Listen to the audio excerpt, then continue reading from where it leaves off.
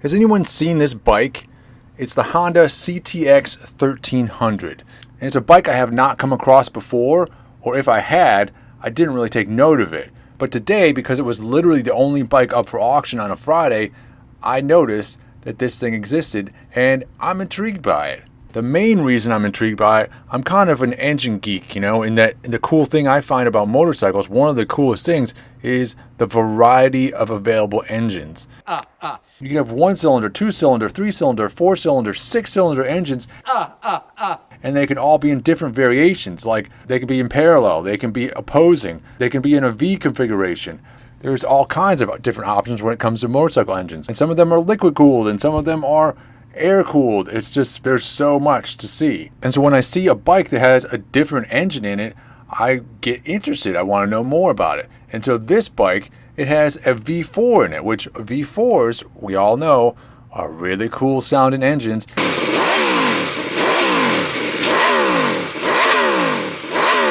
They're also the current top performing engines when it comes to race bikes. And the V4 engine you hear about a lot these days is like the Ducati V4, and that has a transverse mounted engine. This Honda has a longitudinal mounted engine.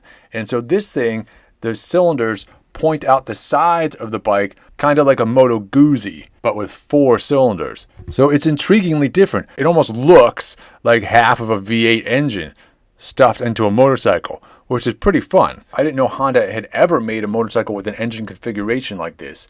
I've seen the V4 Magnas and things like that from the 80s, but those are transverse engines. Very interesting, but they're transverse ones. I've never seen a longitudinal one, except the only other motorcycle I've seen, period, with this engine configuration is a Modus motorcycle, which is a very obscure motorcycle made in Birmingham, Alabama. A very powerful motorcycle as well, at about 165 horsepower.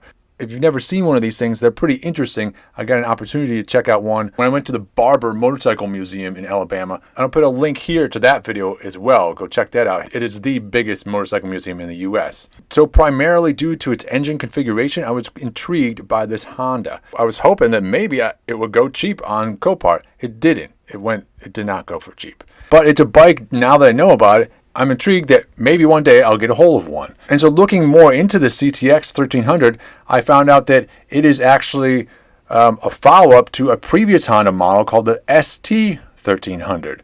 These are both in that category, this weird category of like sport tourer motorcycle. And so they're supposed to be super comfy, but yet fast. And at least in this CTX 1300 case, it gets good gas mileage. And one of the reasons it does get good gas mileage is because they basically took the motor from the ST 1300 and detuned it so it has less horsepower but better gas mileage. And they did that in part by putting in smaller 34mm throttle bodies as opposed to 36mm throttle bodies that are found in the ST. Both of these are cool bikes.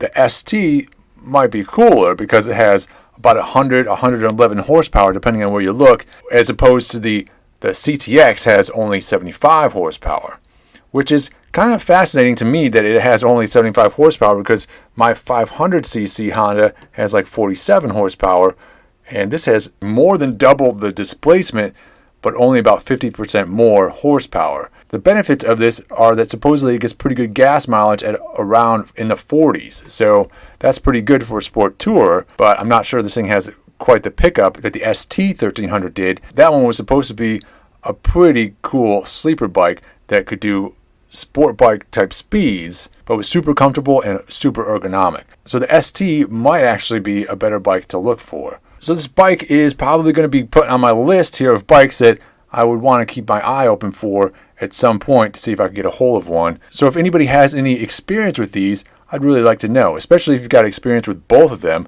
That would be very interesting to see which one you preferred and why. Thanks for watching, everybody. We'll see you next time.